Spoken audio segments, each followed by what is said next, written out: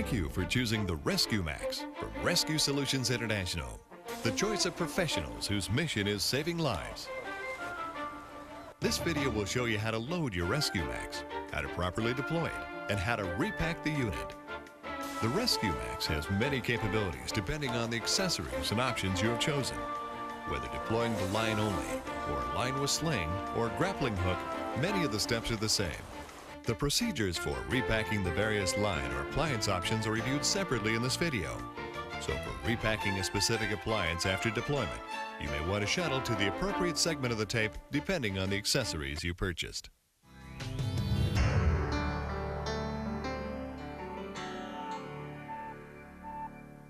The basic configuration of the ResQmax consists of the launcher, the folding stock, and the line container.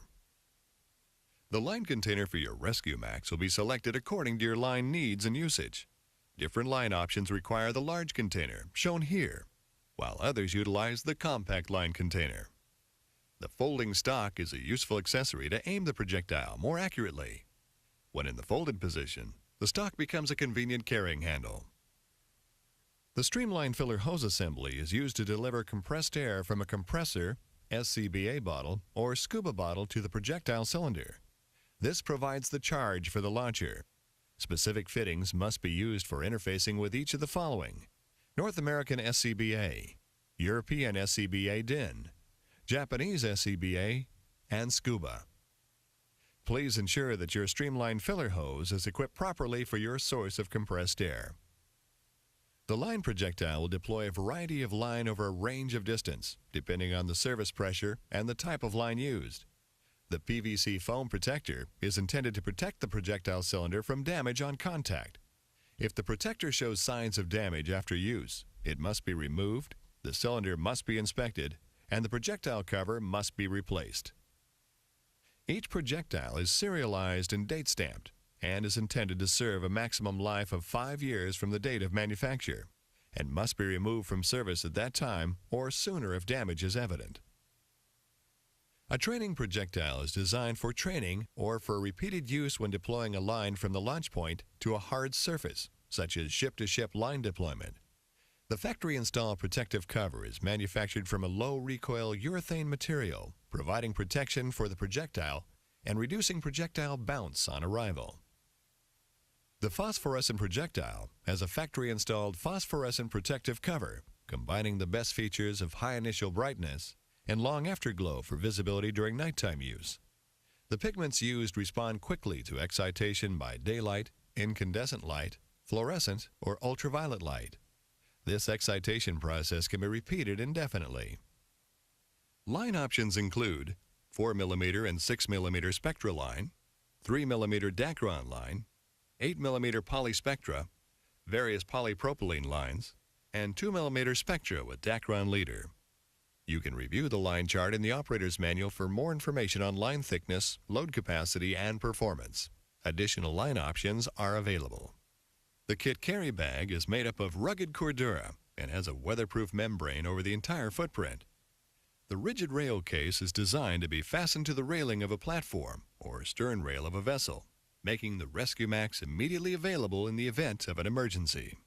It can also be utilized as a rugged transport or storage case.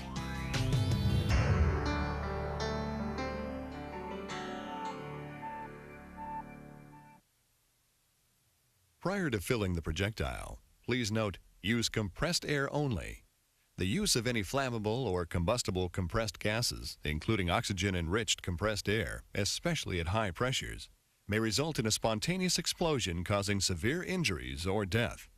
And also note that the operating service pressure of the projectile should only be exceeded in response to a life-threatening emergency, and under no circumstances should it be exceeded by more than 20%. Ignoring this advice may cause an accident that results in severe injuries or death. To properly fill the projectile, you need a source of compressed air that is at least capable of reaching the service pressure of the projectile. The standard projectile has a service pressure of 3,000 psi, 207 bar. The streamline filler hose assembly is required to recharge the projectiles with compressed air. It consists of a filler block that includes a pressure gauge and bleed screw, as well as the connecting hose from the compressed air source. Note: projectiles delivered after the summer of 2005 are equipped with the streamlined nozzle assembly shown here. The black nozzle protector replaces the original aluminum nozzle protector seen throughout this video.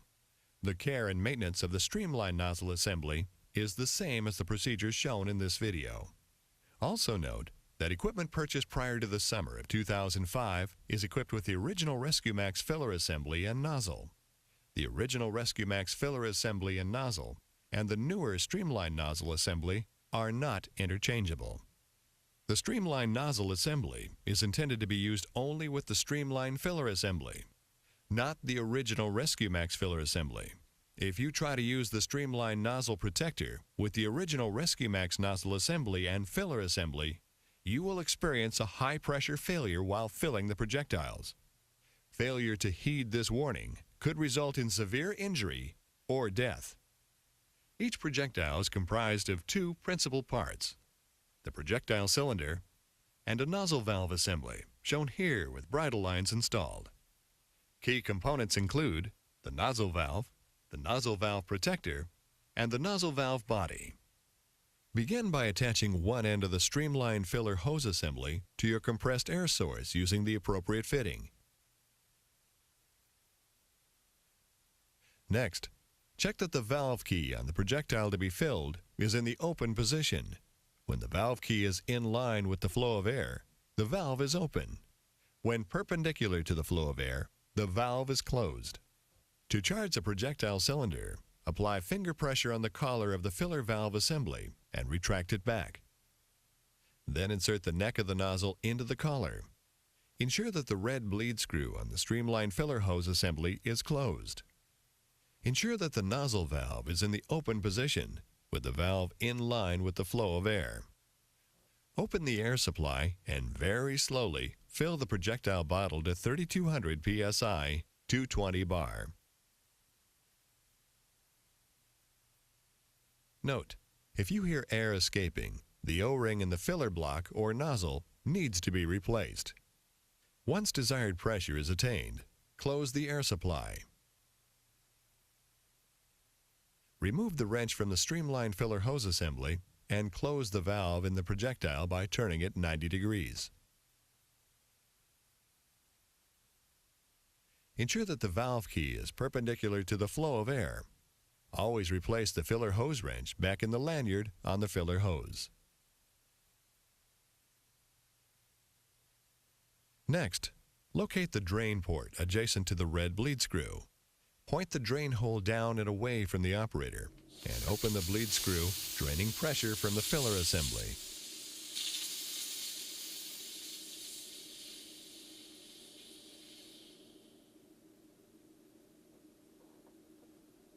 Retract the spring-loaded collar on the streamlined filler hose assembly and detach the filler hose from the projectile. Store the recharged projectile in a safe location. Note: it is best to store charged projectiles in a constant temperature environment, protected from the elements. Charged projectiles should be so marked. Pressure in stored projectiles should be checked periodically to verify that the desired service operating pressure is being maintained.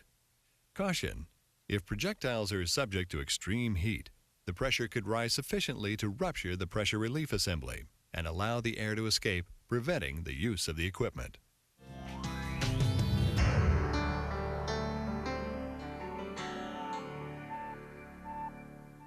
To extend the stock from the collapsed position, push downward at the butt of the stock and apply pressure with your thumb on the butt to release the stock. Then simply rotate the stock to the rear of the launcher. As you do, the stock catch plate will automatically engage. To fold the stock back to the collapsed position for use as a handle, pull back on the stock catch plate with your thumb to disengage the catch. Fold the stock over the top of the barrel and engage the butt of the stock with the sighting hook on the front of the barrel.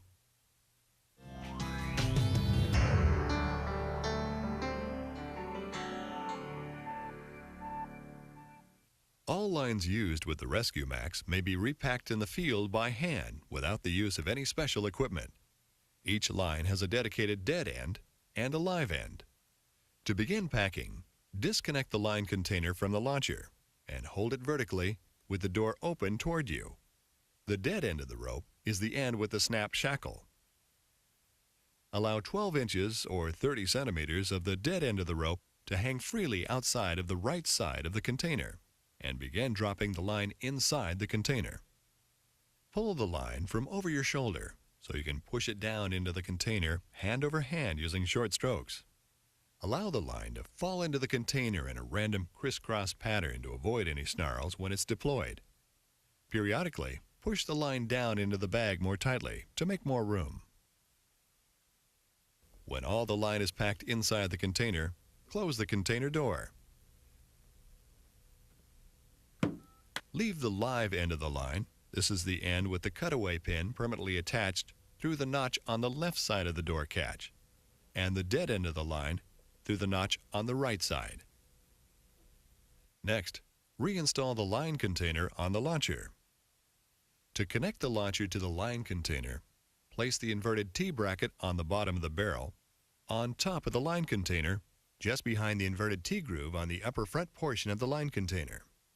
Align the bottom of the handle so that the notches on the handle will engage with the flange at the rear of the line container. Then, slide the launcher forward inside both the front and rear grooves of the line container simultaneously. Push firmly forward until the catch on the launcher automatically engages in the locking hole in the line container. Next, attach the dead end of the line to the eyelet behind the T-bracket on the underside of the barrel casing. This will ensure the line does not separate from the launcher after discharge. Alternatively, the dead end may be lashed to a secure anchor point prior to or after discharge while the launcher is readied for subsequent shots. Finally, insert the projectile and connect the Quick Connect link attached to the bridle lines of the projectile to the live end of the line protruding from the line container. And your unit is ready to fire. Note, the main line and bridle lines should be inspected after each use for fraying or damage before storing for later use. If immersed in seawater during use, all lines and projectiles should be rinsed with fresh water and dried thoroughly. Inspect the line before packing, then pack as shown. Any damaged or frayed lines must be permanently removed from service.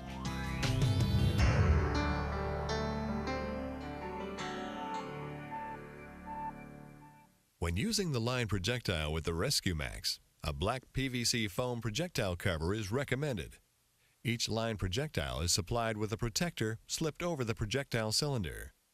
The protector may be removed to inspect the projectile cylinder for damage and can be reinstalled. However, if the protector shows any sign of damage, it should be removed immediately, and the cylinder should be inspected. A lubricant may be required to remove the PVC foam protector from the cylinder. To remove the training projectile cover, it may be necessary to cut it completely. The bridle lines are used to connect the projectile to the line.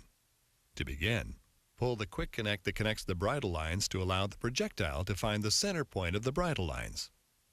Insert the line projectile into the launcher, with the V in the nozzle protector upward, keeping the bridle lines tight and uncrossed along each side of the projectile. The bridle line should nest in the grooves in the barrel of the launcher. Rotate the projectile as necessary until you feel the V groove engage with the mechanism and apply pressure to the projectile. An audible click will signal that the projectile is engaged with the mechanism. Connect the quick connect holding the bridle line loops to the loop in the live end of the line, protruding through the notch on the line container door. Be careful not to disengage the cutaway pin, which fastens the container door closed. Note, if you do not get the nozzle protector lined up properly, the nozzle will not be able to slide into the mechanism. An audible click indicates the safety assembly is engaged.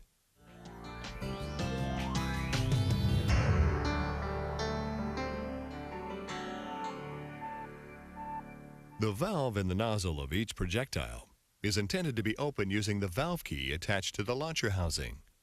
The V-groove on the nozzle protector properly aligns the nozzle valve with the valve key. The valve key is not engaged with the nozzle valve when fully extended. The valve key is engaged with the nozzle valve when fully depressed. To open the nozzle valve on the projectile, fully depress the valve key in the vertical position and maintain a constant pressure. Rotate the valve key 90 degrees clockwise. Then release the valve key, allowing it to extend fully. If the valve in the nozzle of the projectile is open, the nozzle valve will be in the horizontal position. To close it, fully depress the valve key in the horizontal position and maintain a constant pressure. Rotate the valve key 90 degrees counterclockwise. Then release the valve key, allowing it to extend fully.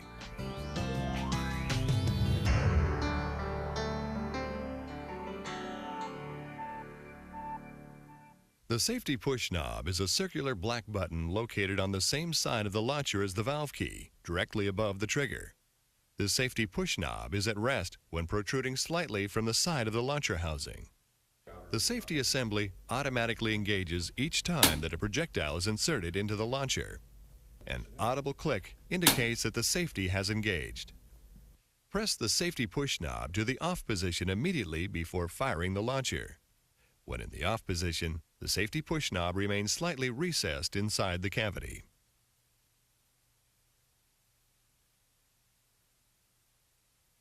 After firing the launcher, the safety assembly will reset itself to accept the next projectile. When a new projectile is loaded, the trigger will automatically move forward once the safety is engaged. If the safety push knob has been pressed to the off position, and for any reason it becomes necessary to reset the safety without firing the launcher, reach inside the cavity holding the safety push knob and rotate the safety push knob clockwise. A rotation of only a few degrees is required. The safety push knob will return to its rest position, protruding slightly from the side of the launcher housing, indicating that the safety assembly has been re-engaged and is in the on position. Each launcher is equipped with a bleed screw located near the ResQmax label on the launcher. The bleed screw handle swivels over the bleed screw bolt to permit the bleed screw to be turned without interfering with the folding stock. The first purpose of the bleed screw is to permit the operator to reduce the operating pressure of the projectile prior to discharge. To discharge pressure, open the nozzle valve to pressurize the launcher. Then, rotate the bleed screw handle counterclockwise until you hear air escaping. Monitor the pressure gauge until the desired operating pressure is achieved.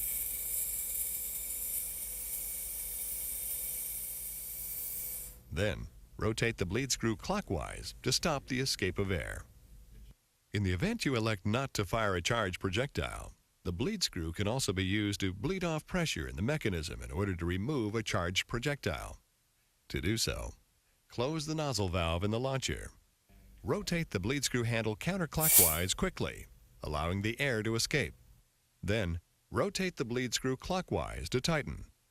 The projectile may now be removed by pressing the safety knob and pulling the trigger.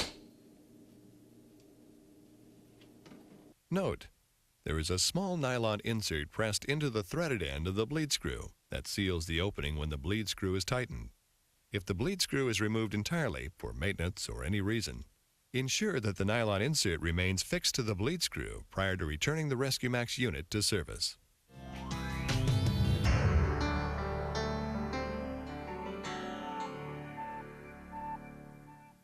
The sling is an auto-inflatable flotation harness that is contained in a sling burst capsule.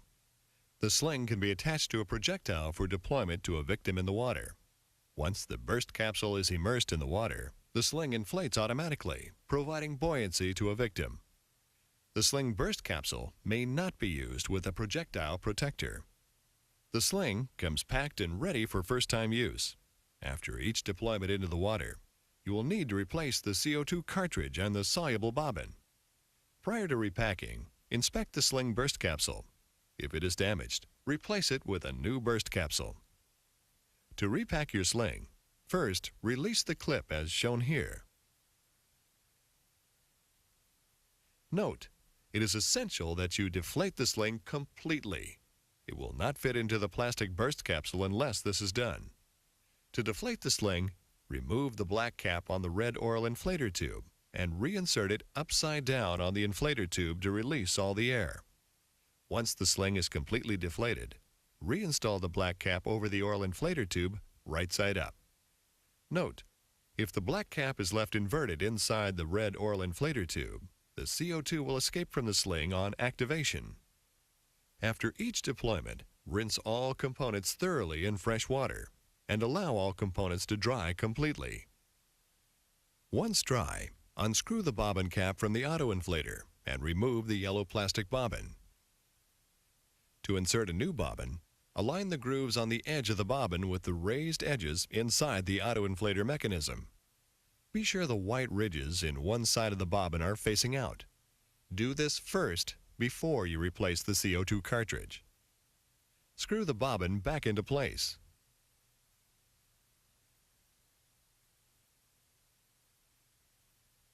Remove the CO2 cartridge, turning it counterclockwise. You can tell if a cartridge has been used because the end of the capsule will be punctured. Install a new CO2 cartridge firmly into place.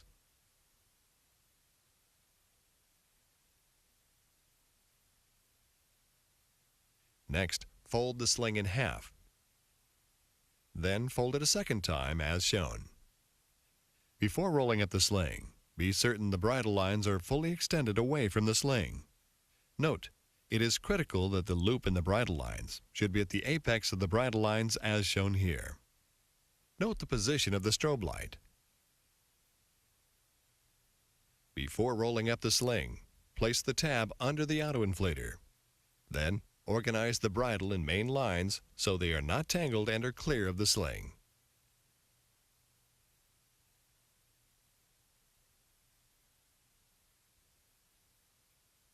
Roll the sling tightly with the auto-inflator on the inside of the roll.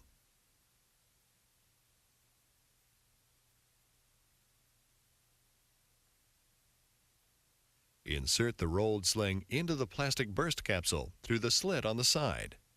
The bridle lines in the bobbin cap must face the open end of the burst capsule. Insert one end first, then push the rest into the capsule.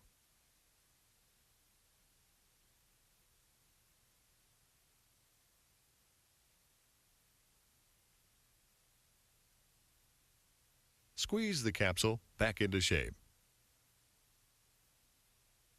Finally, you may want to use Scotch tape to secure the burst capsule. To attach the sling burst capsule to a projectile, fit the burst capsule directly onto the metal projectile cylinder. Feed the projectile bridle lines through the loop in the burst capsule bridle line. Place the loop in the burst capsule bridle line over the nozzle and neck of the cylinder. Tuck any slack in the bridle line into the hole in the burst capsule. Insert the projectile into the launcher.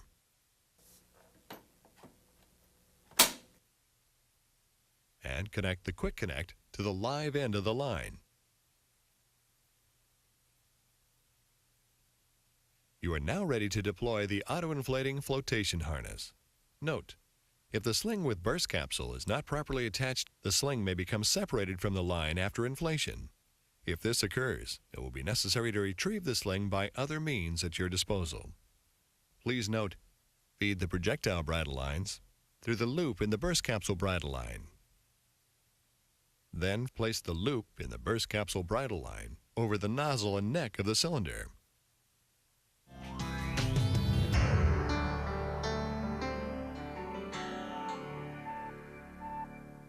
The grappling hook is a lightweight titanium hook intended to be used for establishing a line across a river or stream, for example, or to recover a mooring line from the water.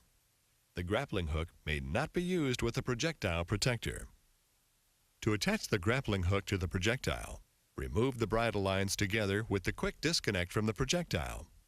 Using a projectile without a protector, fit the grappling hook assembly over the blunt end of the line projectile cylinder. Measure a length of the live end of the line from the front of the barrel and back again. Loop the line around the neck of the projectile nozzle and secure the line with the Velcro strap.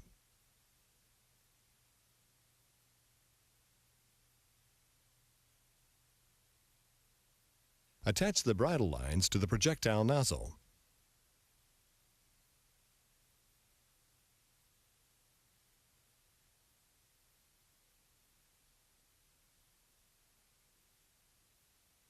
Press the safety push knob to ensure that the safety is in the off position internally. Insert the line projectile into the launcher with the V and the nozzle protector upward, keeping the line tight on each side of the projectile. Rotate the projectile as necessary until you feel the V-groove engage with the mechanism, and apply pressure to the projectile. An audible click will signal that the projectile is engaged with the mechanism. Lash the tether at the live end of the line to the eyelet on the shaft of the grappling hook using a bowline or similar secure knot. Attach the quick connect on the bridle lines to the live end of the line.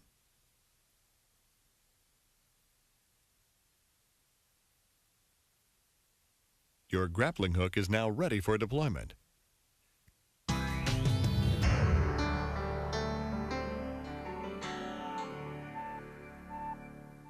Before deploying the ResQmax, conduct a visual inspection to ensure that the bridle lines are properly connected to the live end of the line, and that the dead end of the line is connected to the eyelet on the launcher or otherwise secured. Note: if you are deploying the sling, check that the loop in the bridle line from the burst capsule is properly installed over the neck of the projectile. Fully depress the valve key in the vertical position and rotate the valve key 90 degrees clockwise to the horizontal position, then release the valve key. Check the pressure gauge to verify pressure. A no pressure reading may indicate that you did not successfully open the valve in the nozzle or that your projectile was not charged with air. Hold the butt of the stock against your shoulder as you would a firearm at a 35-degree angle and aim over the victim or target. Press the safety push knob to the off position to release the release mechanism. Squeeze the trigger, holding the ResQmax steady as the projectile leaves the launcher and the line pays out.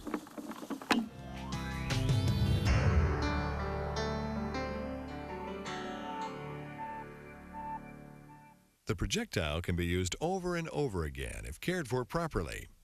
Any visible damage to the projectile on the exterior is cause for immediate replacement. Do not attempt to refill a damaged cylinder. This may cause an accident resulting in bodily injury or death. After use and before filling again to be stored, the projectile should have the nozzle assembly removed and be allowed to completely dry inside. Often, especially if deployed in seawater, there will be water residue in the cylinder that may give rise to corrosion if not removed. To dry the inside of the projectile cylinder, unscrew the nozzle assembly from the end of the projectile. Flush all parts, including the nozzle, with fresh water and let dry. Inspect the inside and outside for any damage or corrosion. Once dried, replace the nozzle assembly. Do not over-tighten. There is an O-ring on the projectile nozzle which is reusable unless damaged. A replacement O-ring is included. Do not use any sealant or tape on the thread of the nozzle. After normal use, apply a small amount of corrosion block on the threads and inside the projectile cylinder. If the projectile is unable to hold air, the O-rings on the nozzle plug in the nozzle valve may have become worn or damaged, and it will be necessary to replace them. Use only the O-rings supplied by Rescue Solutions International. These O-rings are of a special composition and hardness and are specially suited for this purpose. Begin by removing the nozzle assembly from the projectile by unscrewing it. Remove the O-ring from the nozzle threads and slide the nozzle protector off of the nozzle body. Remove the nozzle plug retaining clip from the nozzle valve plug using circlip pliers. Then push the nozzle valve plug downward out of the nozzle body. Once the nozzle valve plug has been removed, remove and discard the old O-rings.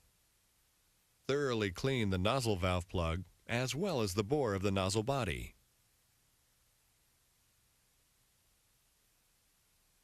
Lubricate the bore of the nozzle and the nozzle plug with a light film of petroleum jelly.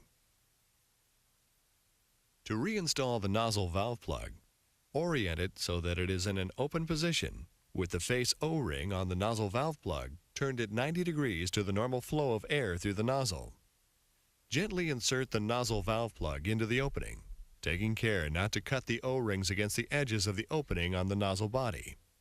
Once fully inserted, reinstall the nozzle valve retaining clip.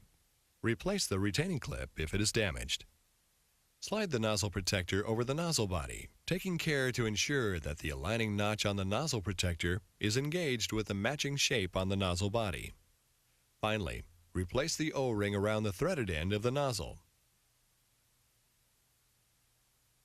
And screw the assembly back into the projectile cylinder.